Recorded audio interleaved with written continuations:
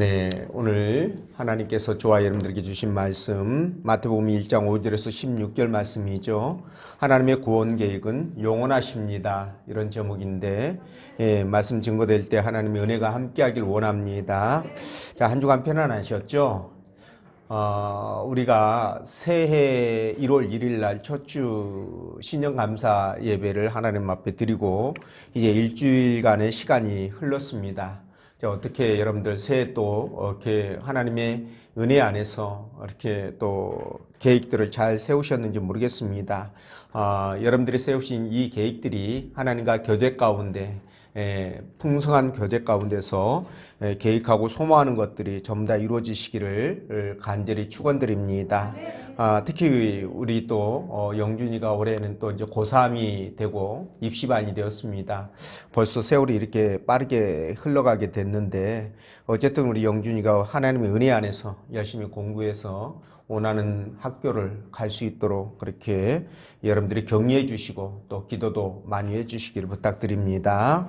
자, 하나님은 오늘 본문의 말씀을 통해서 다음과 같은 세 가지로 우리에게 은혜를 주셨는데 그 첫째가 우리가 제갈 길로 가도 하나님은 구원의 계획을 이루어 가신다는 것이고, 두 번째는 하나님은 한 번 열어주신 구원의 문은 절대 닫지 않는다라는 것. 그리고 세 번째는 하나님의 구원 사역은 마르지 않는 지하수와 같다라는 제목인데요. 여러분, 하나님에 대해서 여러분들은 어떤 감정들을 갖고 있는지 궁금합니다. 자, 어떤 분은요, 하나님은 잘못을 하면, 우리가 잘못하면 가차없이 심판하시고 징계하시는 무서운 하나님이다, 이런 생각을 갖고 있는 분도 있고, 또 어떤 분은 하나님이 다정하고 친근한 분으로, 그리고 어떤 분은 하나님이 무슨 도깨비 방망이처럼 필요할 때 필요한 것을 공급해 주시는 그런 모습쯤으로 생각하는 그런 분도 있습니다. 그러나 저는 오늘 여러분들에게 하나님을, 우리를 정말 사랑하시되 너무너무 사랑하시고 또 우리를 위해서 최선을 다하시는 그런 분으로 소개를 해드리고 싶습니다.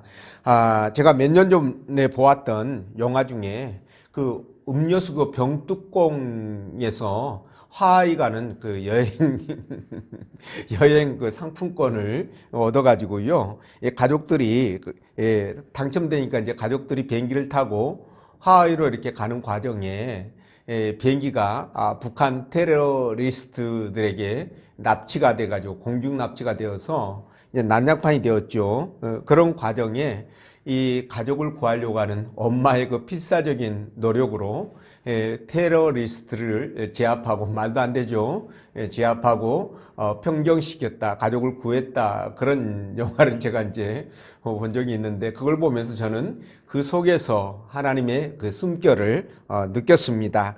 자, 우리 하나님은 우리를 구원하시기 위해서 최선을 다하시죠. 오늘도 원수 마귀들의 그 계략에서 우리를 지키시고 보호하시기 위해서 최선을 다하고 계시는데요. 자, 하나님은 우리에게 한 번 열어주신 구원의 문 절대 닫지 않는다는 거 여러분들이 꼭 기억해 주시면 좋겠습니다. 그래서 하나님은 어떤 경우에도 우리의 구원을 이루어 가시는데, 우리가 말이죠, 중간에 제갈 길로 갈지라도 이 제갈 길은 자기 마음대로 하나님을 떠나서 못된 짓 하고 이런 부분들이 이제 함축되어 있습니다. 제갈 길로 갈지라도 하나님은 변치 않고 당신의 구원 계획을 이루어 가신다, 이렇게 말씀하시는데요. 오늘 본문의 말씀을 따라가면서 하나님께서 우리의 구원을 이루기 위하여 어떻게 하시는지 성령께서 들려주시는 하나님의 음성을 듣도록 하겠습니다. 자, 첫째로 사람이 제갈 길로 가도 하나님은 구원의 계획을 이루어 가신다라고 말씀하시는데, 이 5절 말씀입니다. 한번 같이 읽어보겠습니다. 시작.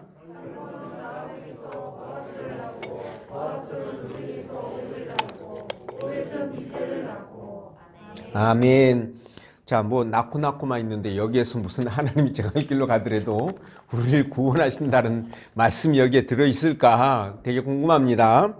자, 오늘 이 본문의 말씀이 굉장히 짧죠. 짧은 구절이지만 이 짧은 말씀 속에서 우리는 하나님의 구원 역사가, 구원의 그 역사가 말이죠, 이 그 역사 속에서 장엄하게 흘러가고 있는 것들을 우리가 느끼게 되는데요. 자, 살몬이 라합에게서 누굴 낳았다고요? 보아스를 낳았다. 이렇게 말하죠. 근데 이 일은 여호수아가 말이죠. 여리고성을 점령할 때 먼저 정탐꾼을 보내지 않습니까? 그렇죠? 2명의 정탐꾼을 보내는데 이 정탐꾼이 여리고 왕에게 발각될 이기를 만납니다. 그때 이 라합이, 기생 라합이 그들을 숨겨주어서 나중에 무사히 그 본진으로 돌아가도록 그렇게 도와준 일이 있었는데요. 우리는 그때 그 사건으로 다 끝난 줄 알았죠. 그런데 오늘 본문을 보니까 하나님은 그런 기생 라합의 그 행위를 기억하셨다가 유다 지파 살몬과 결혼시켜가지고 거기에서 말이죠. 장차 그리스도가 오는 길을 열어가고 있다라는 것을 우리가 여기서 깨닫게 되는 겁니다. 자, 여러분, 보아스가 말이죠. 오벳을 낳고 오벳이 다윗을 낳았다. 이렇게 기록하고 있는데 이때는 그 시대가 사사시대였습니다. 잘 알고 계시죠? 자, 사사시대였는데 이 사사시대는요, 영적으로 굉장히 암울한 최악의 상태였던 것이죠. 그래서 하나님이 주신 율법이 있는지 없는지조차도 모르는 사람들이 거의 태반이었고요.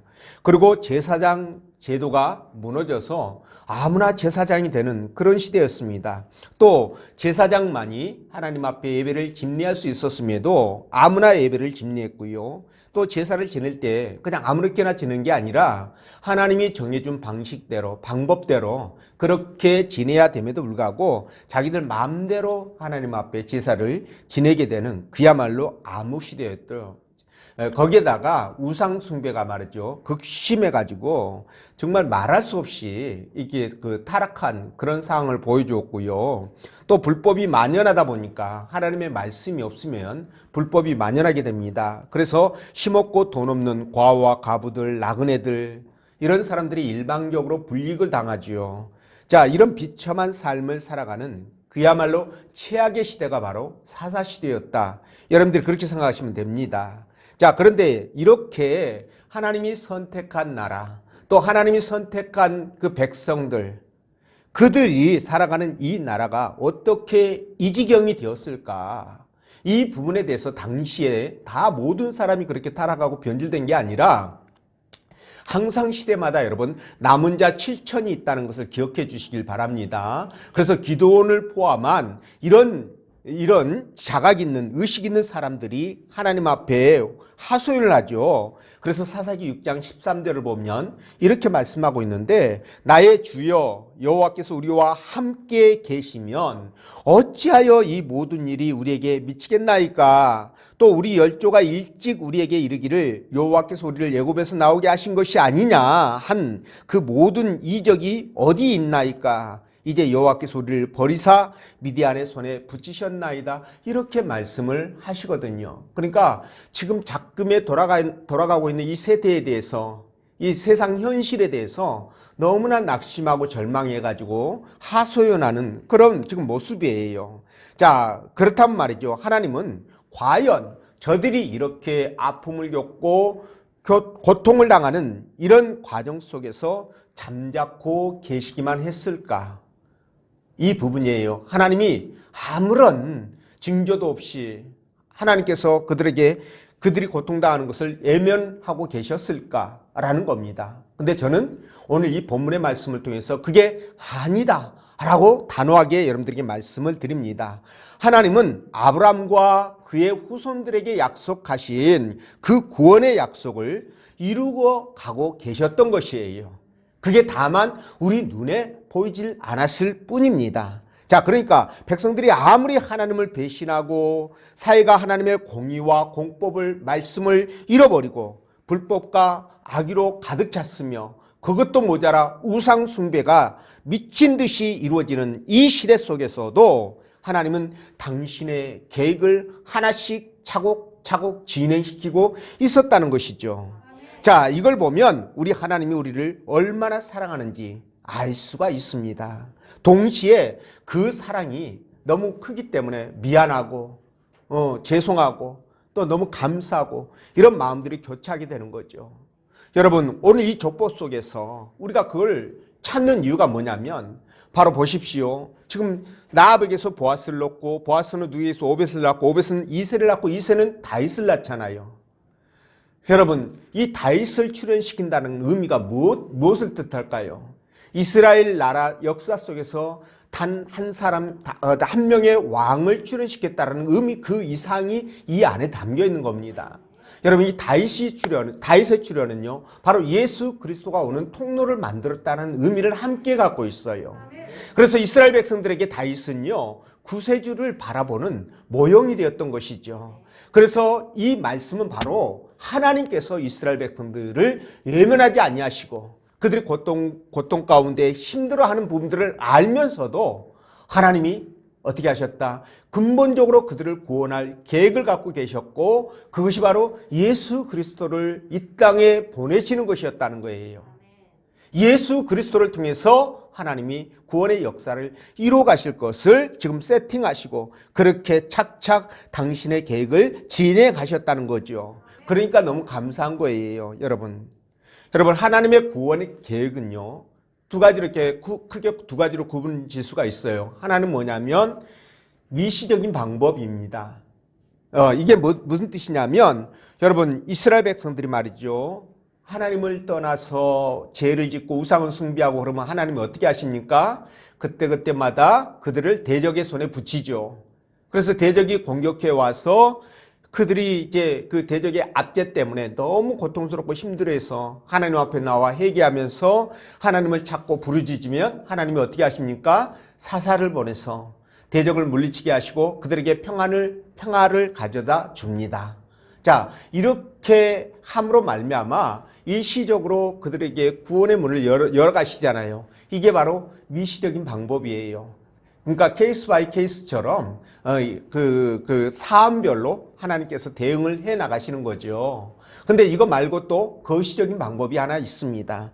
그게 뭐냐면 하나님께서 원대한 계획을 가지시고요. 역사 속에서 구원의 큰 그림을 그려가시게 되는데 바로 이게 거시적인 방법이에요. 그리고 오늘 본절 말씀을 통해서 우리가 확인하는 그런 부분들입니다.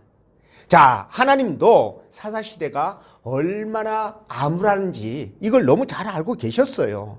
그래서 미시적인 방법으로 그들의 구원의 문제를 해결하기보다는 근본적인 문제를 다루기를 원하시는 거죠. 그게 뭐냐? 예수 그리스도를 이 땅에 보내시는 거예요. 그 작업을 지금 하신다는 거죠. 여러분, 이게 뭐가 유사하냐면 또 똑같냐면 여러분, 이스라엘 백성들이 범죄를 하면 죄를 지면 그 제사함을 받기 위해서 어떻게 합니까? 양이나 소를 잡아서 하나님 앞에 제사를 지냄으로 말미암아 드림으로 말미암아 해결하게 되죠. 근데 예수 그리스도를 그게 바로 미시적인 방법이에요. 근데 예수 그리스도를 이 땅에 보내셔서 십자가의 잡으심으로 말미암아 죽이심으로 말미암아 그 모든 재물의 문제를 해결해 버리셨어요. 제사의 문제를 해결해 버리셨습니다. 이게 바로 거시적인 방법이에요. 여러분들 그렇게 생각하시면 됩니다. 그래서 그 예표가 되는 아까 말씀드린 다윗을 이 땅에 보내가지고 백성들이 다윗을 보면서 예수 그리스도의 탄생을 짐작하도록 그렇게 하셨던 거죠. 그러다가 때가 참에 지금으로부터 2027년 전에 예수 그리스도를 이 땅에 보내셔서 당신의 큰 그 구원의 계획을 완성하신 것입니다. 이해가 되시죠? 자, 그래서 여러분, 우리 하나님은 자기의 소견대로 자기가 옳다고 생각하는 대로 제각각 행동하는 그때에도 언제나 흔들림 없이 이렇게 굳건하게 당신의 구원의 계획을 이루어 가셨다는 사실, 이 사실이 우리에게 큰 위로가 되는 것입니다. 여러분, 우리가 이 땅을 살아갈 때 수많은 일들이 일어나죠. 뭐 지난 한 해를 돌아보면 기쁘고 좋은 일도 물론 있었지만 그거보다도 힘들고 아프고 또 괴롭고 이런 일들이 훨씬 더 많았을 거예요.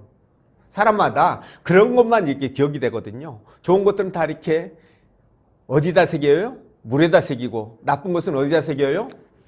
짱돌에다 새기고, 그죠? 그렇게 새기는 겁니다. 보통 사람들이 다 그래요. 그러니까 그것만 기억되는 겁니다. 근데 여러분 걱정하지 마십시오. 걱정하지 마십시오. 우리 하나님은 당신의 백성들을 선택만 이렇게 딱 해놓고 그냥 무관심하게 방관하는 것이 아니라 그 백성들을 단 한시도 그들에게 눈동자를 떼지 않고 그들을 지키시고 보호하신다는 사실이에요. 뿐만 아니라 그들을 항상 하나님께서 푸른 초장과 실만한 물가로 그들을 선한 길로 인도해 가신다는 겁니다. 네, 이 분을 우리가 하나님으로 우리의 아버지로 믿고 섬기고 있다는 사실이에요. 그래서 신명기 32장 10절 그 유명한 말씀이죠. 뭡니까? 여호와께서 그를 항무지에서 짐승의 부르짖는 광야에서 만나시고 호위하시며 보호하시며 자기 눈동자같이 어떻게 했다? 지키셨다. 이게 바로 하나님이 우리를 향하신 사랑을 그렇게 표현하는 거예요. 자, 이런 하나님을 우리가 어떻게 배신하고 배반하고 마음 아프게 할 수 있겠습니까? 그렇지 않겠습니까, 여러분? 그래서 우리가 정말 살아가는 과정 속에 우리는요, 한치 앞을 모르는 그런 우매한 존재의 사실은 각이 아무리 발달하고, 뭐 인간이 위대한 것처럼 보인다 할지라도 여러분 한치 앞을 모른다니까요. 당장 내일 무슨 일이 일어날지 몰라요. 그런 존재니까 우매할 수밖에 없죠. 하나님 보실 때 얼마나 우매하겠습니까? 그런데도 불구하고 우리 하나님은요, 저와 여러분들 같은 그런 우매한 자들을 하나님께서 버리지 아니하시고요.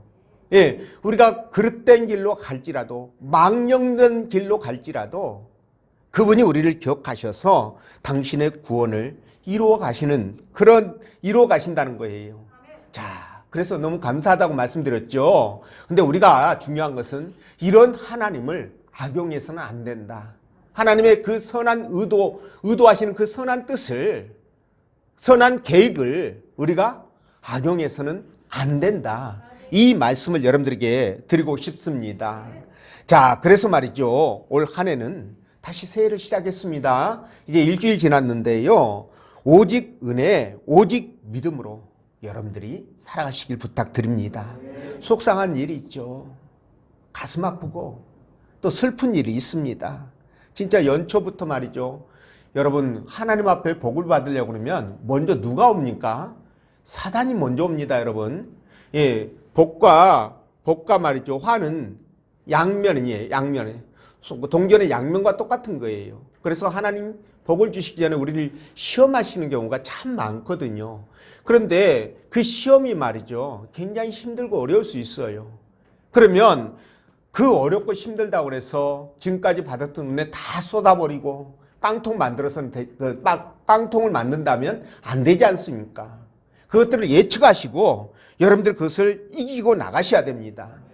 네, 그래서 여러분 하나님께서 우리를 향하신 그 큰 틀에서의 구원의 계획과 그리고 작은 우리 삶 가운데서 또 세밀하게 그분이 임재하셔서 세밀하게 이끌어 가시는 그런 모습들을 여러분들이 경험하셔야 됩니다. 그래서 자신 있고 당당하게 은혜 안에 믿음 안에 살아가는 여러분 되시길 바라고요. 두 번째, 하나님은 한 번 열어주신 구원의 문을 절대 닫지 않는다. 12절 말씀인데 읽어보겠습니다. 시작.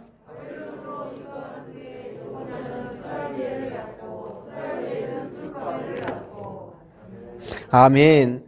아니 뭐 낳고만 있는데 이 속에서 뭔 그런 복잡한 말씀들을 하시는지 모르겠다. 뭐 그렇게 생각할 수 있겠지만 여러분 제가 말씀을 여러분들에게 전할 때 잘 들어보십시오. 이스라엘 백성들이요 하나님을 떠나서 지하 가운데 살아갈 때 하나님이 선지자들을 보냈습니다. 그래서 너희들이 그렇게 하면 징계를 받을 것이고 망한다. 그러니까 회개하고 돌아서라. 이렇게 계속 외쳤습니다. 자, 그럴 때 그들이 돌아왔을까요? 안 돌아왔을까요? 안 돌아왔죠. 결국 하도 해도 너무하니까 하나님은 어떻게 했어요? 그들을 대적의 손에 붙이시게 되죠. 그래서 지금 이 본문 속에 나오는 것이 뭐예요? 바벨론으로 사로잡혀간 후에 이거는 그들이 제약 때문에 바벨론의 포로가 돼가지고 끌려간 이후에 이제 출생한 것을 기록하고 있구나라는 것을 짐작할 수가 있겠지요. 자, 온 이스라엘이 바벨론의 공격에 초토화가 되고요. 그리고 많은 사람들이 포로로 끌려간 이후에도 이렇게 그리스도가 오는 그 통로를 만들어가는 하나님의 모습을 우리가 발견할 때, 그분께서는 우리 눈에 보이지는 않지만 이 역사 속에서 살아 움직이고 계시는구나. 역사 속에서 주의 백성들을 붙드시고 함께 가고 계시는구나. 이걸 우리가 느낄 수 있다는 겁니다. 여러분 그렇게 느껴지지 않나요? 네, 그렇습니다. 그래서 이 나코가 바로 그 부분을 증명하고 있는데요. 자, 여기에 여고냐가 누굴 낳았다고요? 스알디를 낳았다 그랬죠. 근데 이 여고냐가 누구냐면 바로 유다의 제19대 왕이었던 여호야긴 왕입니다. 이 여호야긴이 왕이 된 이후에 불과 3개월 만에 바벨론으로 포로로 끌려가게 돼요. 예, 그런 아픔을 겪은 비운의 왕이거든요. 근데 이 여고냐의 손자가 누구냐면 바로 스룹바벨이에요. 이 스룹바벨은 누구냐? 이제 바벨론에서 바사로 제국이 바뀝니다. 근데 이 바사 왕 고레스가 이제 이스라엘 백성들에게 귀환령을 내려요. 그래서 너네 고향으로 돌아가도 좋다. 가서 너네 신을 섬겨도 좋다. 그렇게 허락을 하거든요. 그래서 이 스룹바벨이 대제사장 예수아를 대동하고 포로들 데리고 귀환을 하게 됩니다. 이게 바로 제1차 포로 귀환인데요. 자, 여러분, 이들이 돌아와서 무너진 성전을, 하나님 성전을 다시 수축을 해요. 다시 짓습니다. 그리고 거기에 이스라엘 예배 공동체를 만들어가게 되는데요. 자, 오늘 이 짧은 족보 속에서 우리는 바로 이 중요한 사실들을 발견할 수가 있는 거죠. 이스라엘 백성들이 그렇게 온갖 우상 숭배를 하고 불법과 탈법을 악행을 저지르고 그리고 하나님이 그들을 징계하시는 과정에 예루살렘 성전이 불타버리고, 그죠? 그리고 왕궁이 다 허물어져 버리고 이런 일들을 그렇게 행하셨는데 이 일들이 하나님께서 이스라엘 백성들을 단절하는 그런 계기가 아니라는 거예요. 이거는 하나님의 징계의 한 수단이었던 거죠. 왜 징계를 합니까? 부자 관계를 끊을 수가 없기 때문에 그렇습니다. 말씀드린 것처럼 여러분 부자 관계가 아니면 이런 징계할 이유가 없어요. 하나님은 당신의 백성을 한번 택하면 절대 버리지 않기 때문에, 그러면 버리지 못하면 부자 관계를 유지하기 위해서는 어떻게 해야 됩니까? 말 안 들으니까 매를 때려서라도 내가 원하는, 부모가 원하는 방향으로 끌고 가게 되잖아요. 그래서 이스라엘 백성들에게 징계를 허락한 거예요. 자, 그렇기 때문에 이 징계는 사랑의 매지 결코 그들에게 아예 죽어버리라고 그렇게 하는 진노가 아니라는 것을 우리가 알았으면 좋겠습니다. 자, 그래서 말이죠. 이렇게 왕궁이 무너지고 성전이 완전히 파괴되고 이게 불타버렸다는 사실, 이 사실이 이스라엘 백성들에게 충격이었을 것은 뻔합니다. 그렇죠? 왜 그러냐면 이스라엘 백성들은요, 성전을 중심으로 살아가는 신정국가예요. 그렇죠? 근데 이 신정국가에서 성전이 불에 타버렸다. 그들은 말이죠, 이 성전이 삶의 존재의 어떤 이유예요. 그리고 최상의 가치입니다, 성전이. 왜냐하면 그곳에 하나님이 계신다고 믿었고 하나님을 예배함으로 말미암아 자기들이 하나님 나라의 백성이라는 것을 확인하는 그런 자부심을 갖고 살아갔기 때문에 이게 무너졌다는 것은 청천벽력과 같은 거죠. 그러니까 더 이상 그들은 희망이 없고 이제는 절망밖에 없다 라고 생각을 했을 수밖에 없어요. 근데 우리 하나님은 어떻게 하셨느냐? 그들이 어떻게 생각하시던 물밑에서 어떻게 했다? 작업을 진행하고 계셨다라는 겁니다. 그래서 이사야 49장 14절 보면은요, 오직 시온이 이르기를 여호와께서 나를 버리시며 주께서 나를 잊으셨다 하였거니와 여인이 어찌 그 젖먹는 자식을 잊겠으며 자기 태에서 난 아들을 긍휼히 여기지 않겠느냐. 그들은 혹시 자기 자식을 잊을지라도 나는 내 자식을 잊지 않는다 라고 말씀하셔요. 자, 우리는 이 말씀 속에서 하나님께서 당신의 택한 백성들을 어떻게 생각하시는지를 우리가 짐작을 해볼 수 있는 것입니다. 그래서 말이죠, 하나님은 이스라엘 백성들이 바벨론에 멸망하기 전부터 이미 에레미야 선지자에게 너희가 그렇게 말을 안 듣기 때문에 내가 어쩔 수 없이 바벨론에 너희들을 넘겨주게 되고 너희들은 멸망할 것이야 라고 그렇게 말씀을 선포하게 하셨어요. 근데 하나님께서 당신의 그 말씀대로 약속대로 바벨론에 포로로 끌려간 지 70년 만에, 이거 이미 에레미야에게 말씀하신 거예요. 70년이라는 기간을 정해주셨습니다. 포로가 되기 이전부터. 그래서 70년의 시간이 딱 지나니까 하나님이 바사왕 고레스를 통해서 귀환을 시키게 돼요. 조국으로 돌아오게 됩니다. 그래서 당신의 약속을 지키게 되고요. 그리고 당신이 이스라엘 백성들을 버린 게 아니라 그들이 말을 하도 안 들어서 징계 가운데 이렇게 놓았구나라는 것을 확인시켜 주시는 거예요. 자, 여러분, 이걸 보면서도 우리가 또 느끼지 않습니까? 아무리 우리가 죄를 짓고 소망이 끊어질 것 같은 그런 암담한 상황을 만난다 할지라도 우리 하나님은 우리에 대한 사랑과 은혜를 저버리지 아니하시고 계속 부자관계로 가신다는 사실 말입니다. 이게 우리에게 큰 위로와 소망을 주지 않습니까? 그렇기 때문에 이렇게 하나님은요, 당신이 한번 저와 여러분들을 구원시켰기 때문에, 구원의 문을 열어주셨기 때문에 그걸 닫지 않는다는 것, 이 자체 하나만으로도 우리는 어떻게 생각할 수 있다? 정말 감사하고요. 우리 하나님의 은혜가 너무나 감격스러운 거죠. 그리고 어떤 상황을 만난다 할지라도, 여러분들이 죄악 가운데 빠져서 허우적거리는 일들이 반복된다 할지라도 우리는 희망을 잃지 않고 다시 일어설 수 있는 용기를 갖게 된다는 거예요. 믿으십니까? 그래서 여러분들이 올 한 해 말이죠, 이 땅 살아갈 때 또 낙심되고 진짜 알을 아무래도 들어먹지도 않고, 그렇죠? 그럴 때는 들어먹지도 않고 보다는 들어쳐먹지도 않고 이렇게 얘기를 하죠. 첫자를 하나 더 붙입니다. 진짜 힘들고 어려운 순간들 또 만날 수 있어요. 갑자기 무슨 감당하기 어려운 일들이 터져가지고 말이죠, 정말 고통스럽고 아픔을 여러분들이 만날 수 있습니다. 그럴 때도 어떻게 생각하셔야 된다? 하나님이 나를 버리지 않고 붙들고 지금도 함께 하신다면 나는 이걸 이길 수 있다, 극복할 수 있다, 이런 확신과 믿음을 가지시라는 거죠. 그리고 하나님 앞에 맡기십시오. 그분에게 맡기면 그분이 알아서 정리해 가십니다.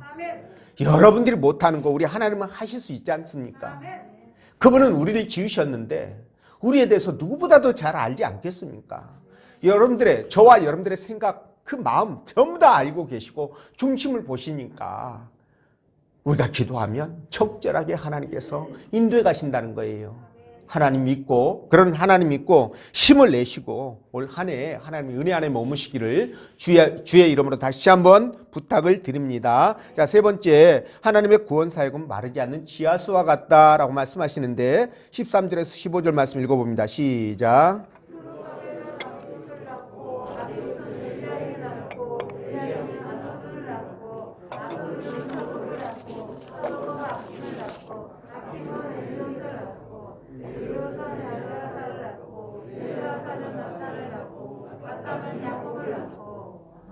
아멘.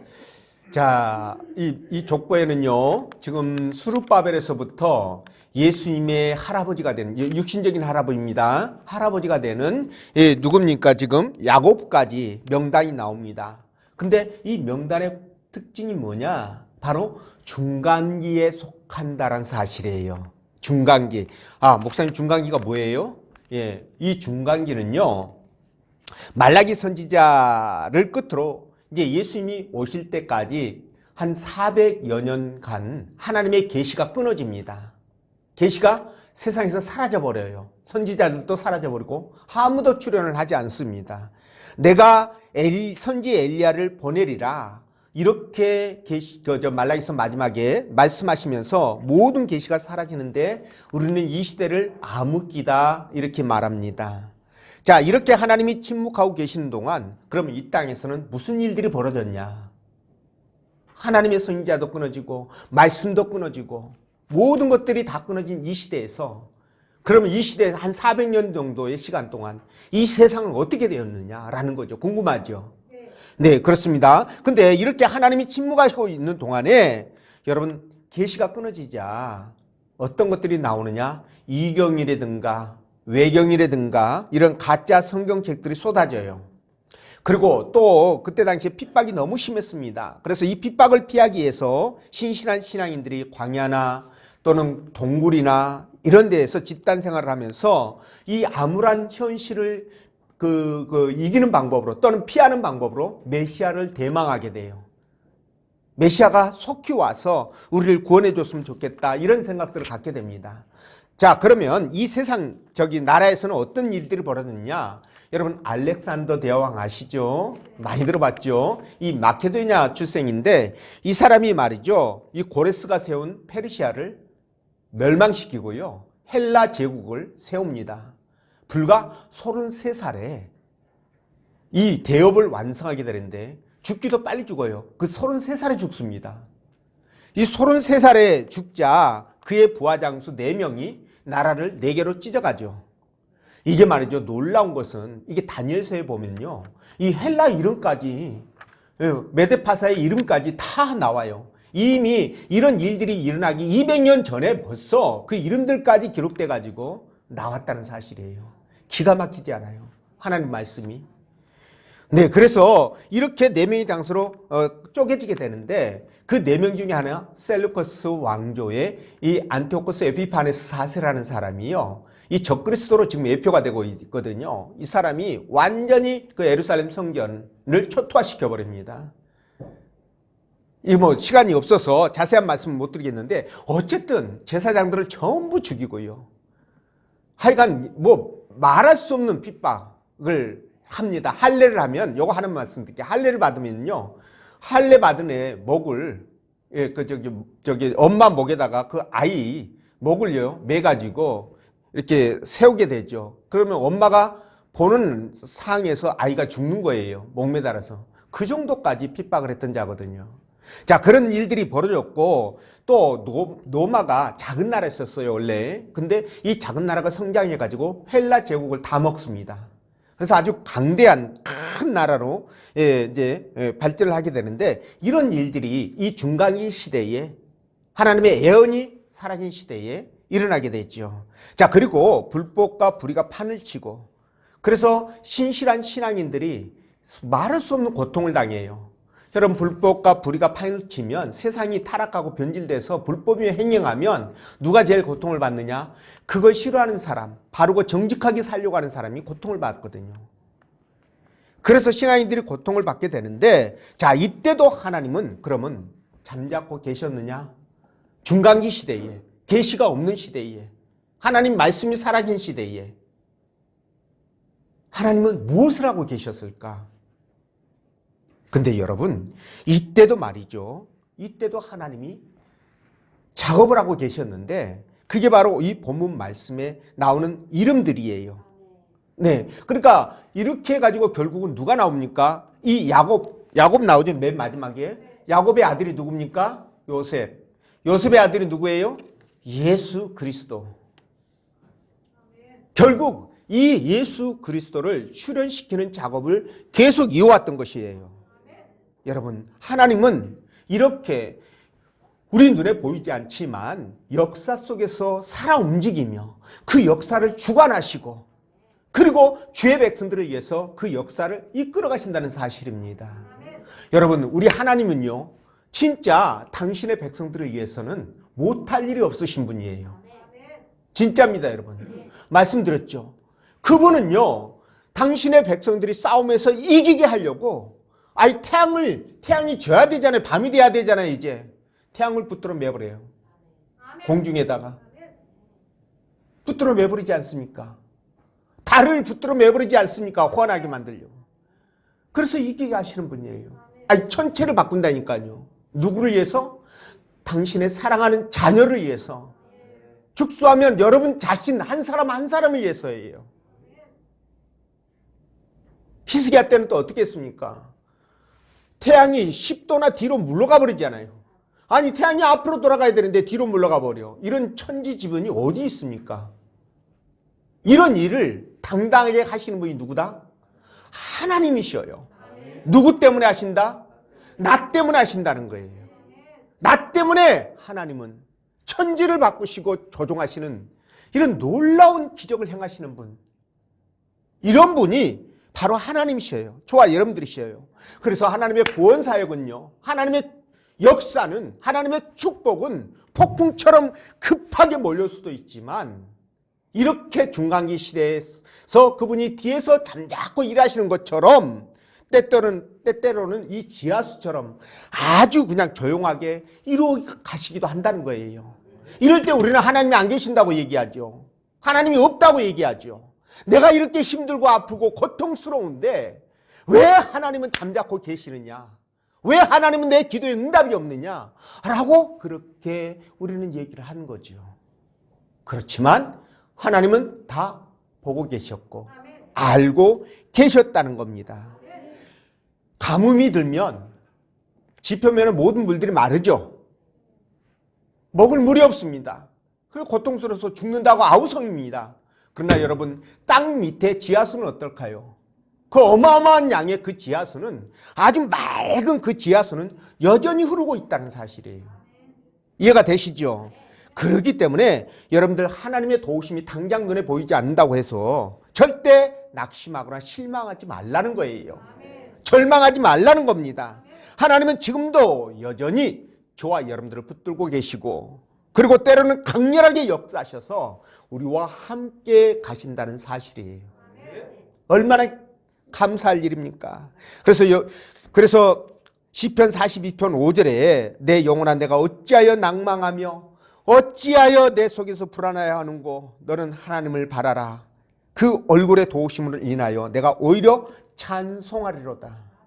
아무리 낙심되는 절망되는 그런 상황이라 할지라도 우리가 하나님을 바랄 때 하나님이 우리를 찬송할 수 있도록 그렇게 바꾸어 가신다는 사실이에요.